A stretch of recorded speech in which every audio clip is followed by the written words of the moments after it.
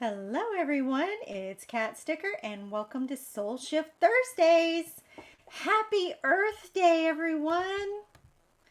Yeah, today's Earth Day and one thing I would love for everyone to do today is to share your Earth Day celebrations. Um, Now you can type into the comments about what you did today. I would love to hear it during the show. And if you want to, if you have a video or anything of that nature, you can post it in our group, the Soul Shifters Guild Facebook group. And would all love to see what you did for Earth Day, how you celebrated. And I'll share mine with you. How about that? All right, so I got to share my screen because what I did was an Earth Day ceremony and I shared it live in the Wind Clan. Wind Clan is a private Facebook group, and there's people that are also working with the wind in there. And one of our challenges was to do a live Earth Day video. So I did it in that group, and so I just took screenshots from my video to share with this group, and I put it into PowerPoint. So let me see here. I gotta find my little slideshow. Woo! Oh, all right. So I gotta go back to the beginning here. Let's see if I can. All right, hold on. It didn't work.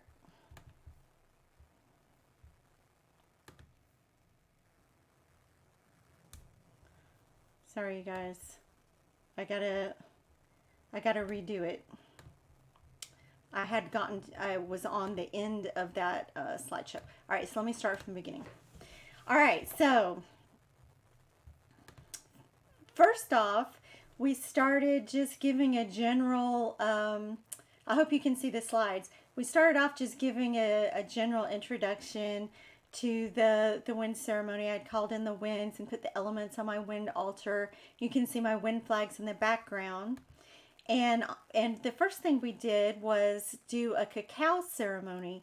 And we used ceremonial cacao, which is like the raw cacao beans, and we make a hot chocolate type drink with that. It's really helps you to open up your heart and your mind. And when you do it in a sacred circle, the people's frequencies can all sync. So I did it and did an offering to Gaia so that I could sync my frequency with Gaia and that with the group. And there's me drinking, and then see, that's me pouring out some of this ceremonial cacao. And notice I'm doing it around that urn, around in a circle, because that's the next thing I do is we're going to plant some sacred seeds of white sage as a symbolic offering for Gaia, and to plant seeds of change for the earth, positive change.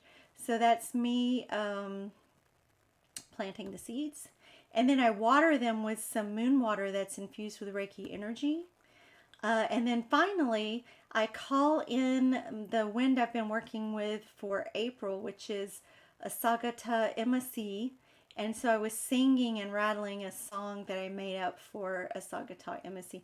You can see a kitty in the window. Oh look, there's Stormy in the window. And then at the end I blow the wind whistle to end the song and call in Asagata Emasi. So I thought that was pretty interesting. All right, hopefully I stopped sharing the screen. I'm not used to sharing this screen in this application, so I hope it went okay for everyone. Let's see, I got some comments here. Happy Earth Day, everyone. Hey, Dash. Hey, everybody. Hey, Michael. Yeah. Oh, I noticed also when I was rewatching that video that Bucky was in there in the beginning. He got his little mug in there. My cat Bucky he's the white one. He always gets in like every video. He has to make an appearance. So I thought that was pretty funny. But anyway, so if y'all have Earth Day celebrations, please share them in the Facebook group, Soul Shifters Guild, or you can type in the comments now, like what you did for Earth Day, if you did anything to celebrate. And quite honestly, I haven't done that many things in the past to celebrate Earth Day. A few things, especially since the kids have been in school and they usually have some kind of Earth Day celebration with school. But so today we have a related topic of how can we live in harmony with the earth, because that's something really good to talk about on Earth Day. And there's a few perspectives that I think are relevant. One is that Gaia is our earth mother. And like a mother, Gaia gives us everything we need and provides all of the elements which are part of ourselves, and we're part of this planet. And we came from the matter that this planet's made of. So in that regard, Mother Gaia is also an archetype, just like a goddess or god that is able to communicate with us. It's alive. She's live, and we're part of her. And so there's that giving gratitude, giving thanks, and having a relationship with Gaia. So that's one perspective, and not everyone goes with that perspective. But even if you don't honor Gaia as like an actual real entity, we are part of a biosphere and an ecosphere that includes body, mind, and spirit for all things that are of density. Plants, animals, rocks, people. Everything is made of this matter and work together. We're all part of this same ecosystem. And so because of that, we have a relationship with the planet, even if you just think it's just a big rock. We are part of that rock. We're part of the life here. And everything's intertwined, and we're dependent, like they say, if the bees die out, that'll kill all the people, right? We're all interdependent on each other. And so we need to honor that relationship and work on it, and make sure we don't kill ourselves off accidentally by polluting the planet or destroying part of that ecosystem. I think it's important. And I'm no Al Gore. I mean, I didn't invent the internet or know, I'm not that much of an expert on the ecology, but I know enough to know that I am very much a part of it as well as everyone else, and we have a responsibility as stewards of the planet just to do our part. So that's kind of what this show is about, right? Is how are we living in harmony with the earth? Is it the same for everyone? I'm going to say no. That how you're called to live in harmony with the earth can look different for everyone. And so say you're a real conservationist and you drive an electric car, or you don't drive at all, you just walk because you don't want to pollute, and you're a vegan and you do this and that, and you feel like, well, if everybody doesn't do it to that level, conserve to that level, then they don't really care, or they're not in harmony with the earth. And I just don't believe that. I believe that we're all called to make our contributions to the earth and to these systems.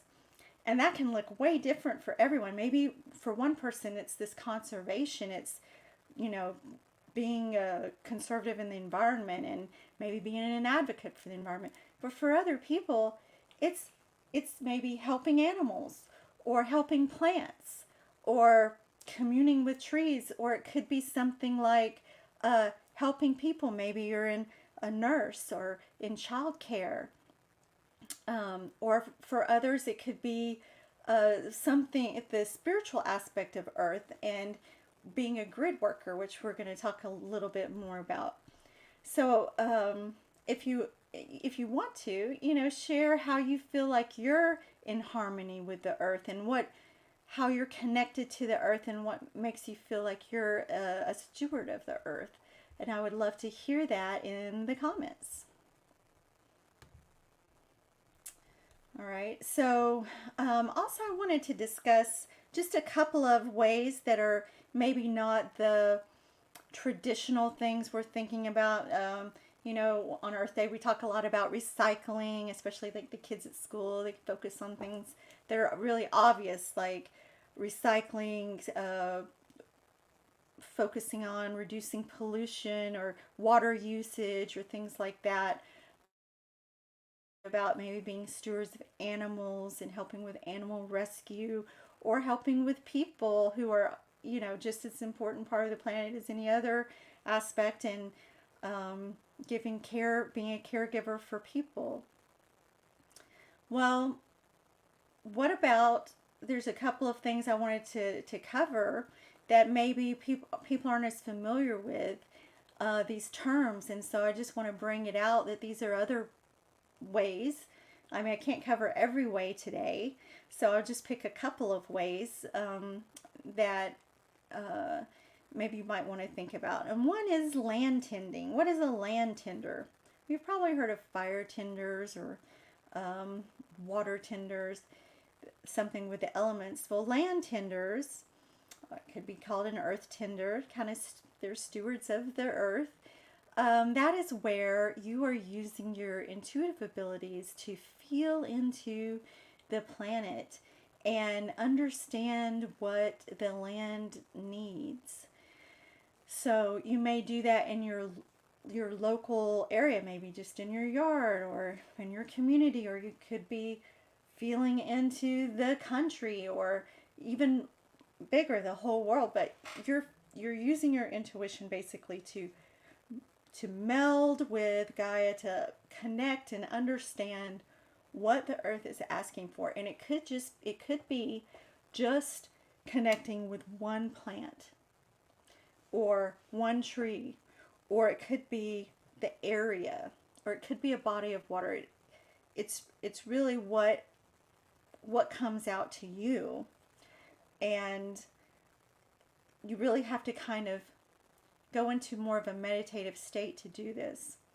And then when you feel what the land is asking for, you try to provide that thing, because it's telling you what it needs, and with the expectation that you're able to provide that for it. And maybe it's just feeding the birds, or cleaning up some debris. Whatever it is, the earth will let you know. Maybe it's giving a plant some water. It doesn't have to be real complicated or involve, taking out a loan or something. It can just be something simple. But anyway, that's what a land tender is. And I'm curious to know how many people have worked with the land that way. So let me know in the comments if you have. Also, the other thing I wanted to cover is grid workers. So what's a grid worker? I'm sure there's a lot of other terms for it, but that's the one that I use. And I am a grid worker. And that's why I want to talk about it, because it's real familiar to me. And I didn't always know I was a grid worker. And I don't know, maybe I've always been a grid worker and I just did it, when I'm sleeping or something. But now I do it really on a conscious basis through meditation. And I was shown this in a shamanic journey. And here's the crazy thing is, I'd never heard of doing this before. And when it was shown to me, and then later, like years later, I saw this thing online about healing for the web of life, and I was like, huh. And I read about it, and I was like, wow, that sounds like exactly what I do. Only I didn't call it the web of life. I just call it the crystalline grid. And I was like, wow, that sounds exactly like what I've been doing. And so I joined one of their sessions and found out it was exactly what I've been doing. And it was like a real thing, and other people are doing it, not just me. And I mean, I knew other people were doing it because I've seen them in my journeys. But let me just give you a little background of what a grid worker is. So there's a grid or a web of life that's surrounding the planet. And it's not just on the outside, it's like all entangled within the inside too. It's like this complex web that is like a web of protection, for one thing, and also it weaves the energy, this energy of Gaia throughout the planet, and helps people stay connected to each other, and it helps all life stay connected to each other. And when the web needs repairs, there are beings that actually repair it. And so on this journey I went on, it was a shamanic journey. I had no idea what was going to happen on this journey. It was led by a shaman that was we were hosting at our home, and I really wasn't expecting anything to happen on my journey. That is when I first experienced this dragon energy, and I was brought into this dragon realm, like by a dragon, and brought into their lair, learned all about this dragon energy, and then given this healing gift, and of more than one kind of dragon energy. There were three kinds of dragon energy in that one journey that I was given, and one of them was this white light, and it came out of my fingertips in these little bursts, like looked like little bitty laser beams, sort of look shaped like rice, but bigger.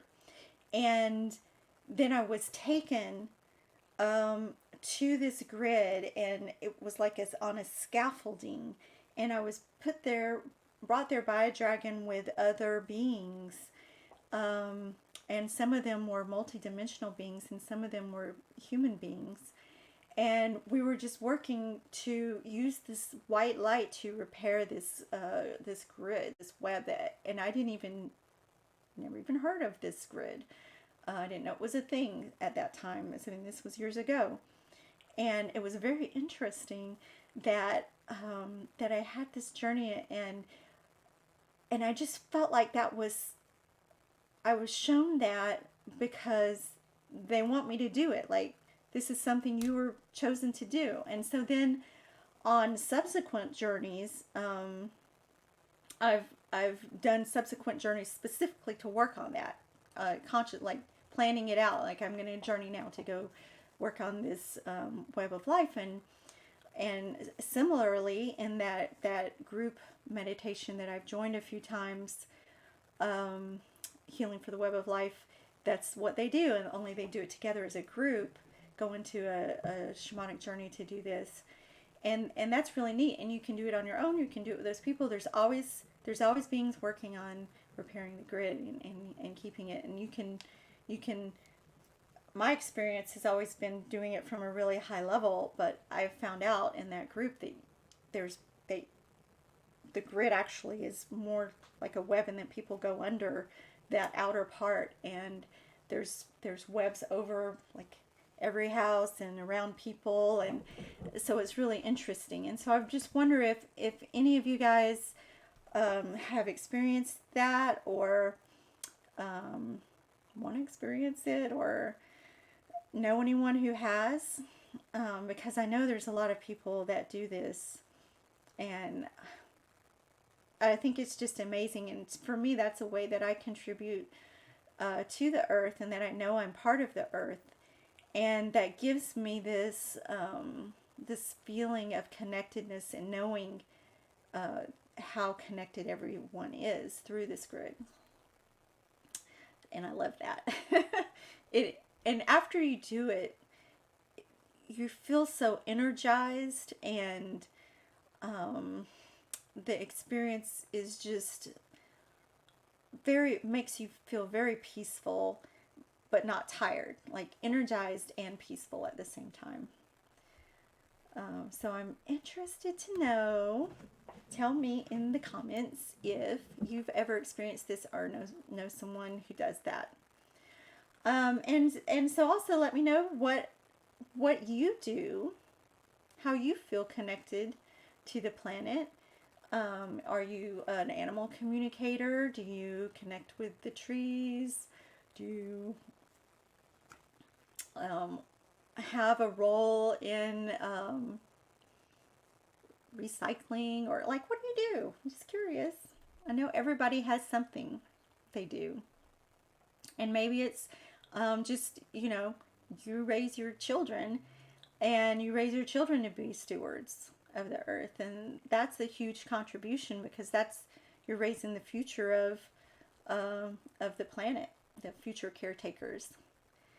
Anyway, I hope that makes you feel empowered, that everyone is working together in their own special way, and you don't have to be the ultra conservative earth steward that you know does all of the things to be a conservationist in order to contribute to the planet. That there are a lot of little things that you do you probably don't even realize that you do. That should make you all feel really good about Earth Day and about yourselves. And you guys, I love you so much. And thank you so much for joining me today on Soul Shift Thursdays. Now, I wanted to, before I go, I got another banner here somewhere. I'm going to put out one more banner here for the Mindbenders Workshop, May 1st, coming up at 4 p.m. Central Standard Time. It's not going to be in the Facebook group, though. It's on our Learning site at omlearning.learnworlds.com, and you can sign up for free. It's a free 90-minute workshop, and we're going to be doing a finger labyrinth. So I really need to get prepared for that, and unfortunately this weekend I'm out of town at a soccer tournament, but hopefully I'll catch up and we'll have a really good workshop. All right, so thank you. Thanks for joining tonight, and I hope you have a wonderful rest of your night and rest of your Earth Day. Bye, everyone.